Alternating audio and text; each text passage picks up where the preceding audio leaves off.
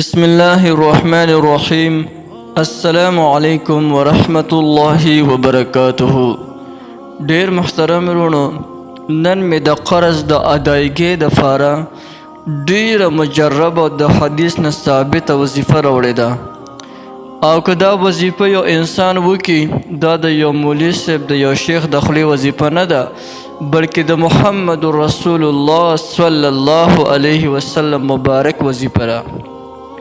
او که دا وظیفه څوک په پابندۍ سره وکړي نو الله جل جلاله به غرونه قرضونه پې باندې ولینی، الله جل جلاله به تمام قرضونه ختم کړي.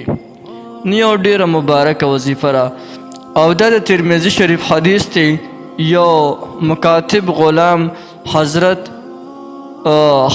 علی رضی الله تعالی عنه ته راغی. هغه د بدل کتابت نه بالکل عاجز و. نو حضرت علی رضی الله تعالی عنه ته وی ما سره له شان امداد وکړه چې د خپل آقا نه زه آزاد شمه. نو حضرت علی رضی الله تعالی عنه ورته وی آیا زه تا ته داسې چې دی هغه کلمات درته ونه ښیمه کوم چې ما ته رسول الله صلی الله علیه وسلم مبارک ښودلی دي. که په تا باندې د جبل الصبیر دغه په یمن کې یو غر دی، ډېر لوی غر دی، که د دغې صبیر غر مطابق په تا باندې قرض هم وي نو الله جل جلاله به ادا کي. نو هغې نه پس ورته حضرت علی رضی الله تعالی عنه دا دعا وویله. نو دا دعا تاسو ته پر اسکرین باندې ښکاري، دغه ځای نه په اسانتیا سره یادولی شئ.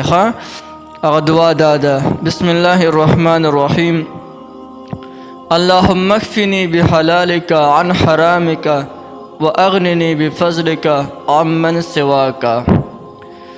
د دې طریقې استعمال ما د خپل شیخ او پیر صاحب محترم نه داسې چې کوم دی زده کړی دی، اورېدلی دی، او داسې مې ترې اخیستی دی چې زما شیخ او پیر صاحب محترم به هغوی به موږ ته فرمایل چې د هر فرض مانځه نه پس کم از کم 11 ځله دا دعا وایه په پابندۍ سره.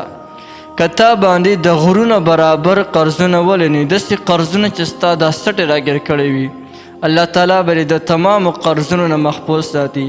نو د هر فرض مانځه نه پس 11 ځله دا وظیفه کوئ: اللهم اکفني بحلالک عن حرامک واغنني بفضلک عمن سواک.